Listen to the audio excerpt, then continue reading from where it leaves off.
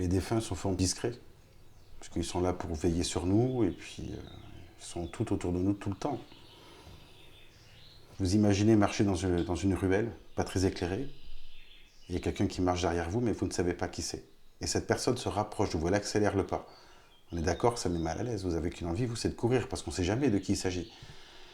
Maintenant, vous faites la même chose, mais il n'y a personne derrière vous, il y a juste quelqu'un qui marche à côté de vous, et c'est votre mari, votre enfant, votre fille, peu importe. Là, vous n'avez pas pu vous poser de questions, parce que vous connaissez cette personne. Vous voyez la différence au niveau du ressenti, ben, c'est pareil.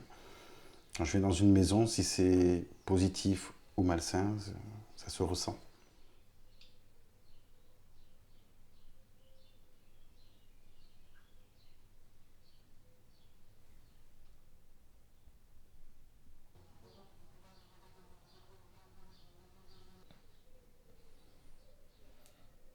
Non seulement je ne peux pas les inventer, puisque les défunts me parlent et me donnent les choses, puis je les vois comme je te vois toi.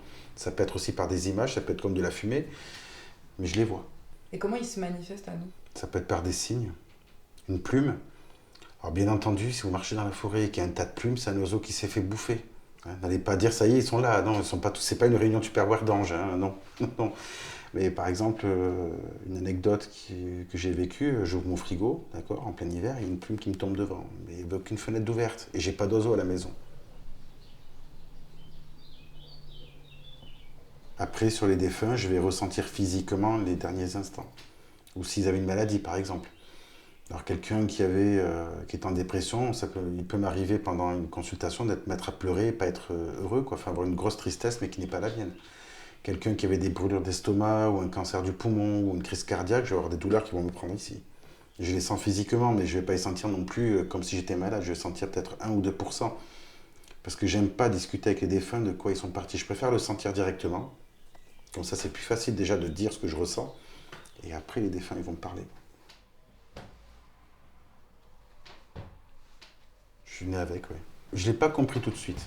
C'est à l'âge de 14 ans, quand on a aménagé dans une maison qui, elle, était occupée par des choses invisibles, mais pourtant bien présentes.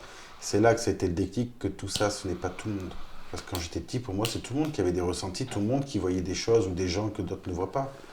Pour moi, je pensais que j'avais un pote imaginaire, mais en fin de compte, non.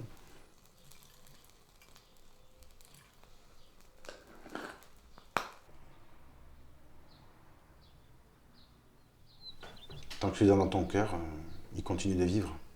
Mais donc on meurt jamais vraiment en fait. Physiquement, oui, mais l'âme, elle continue.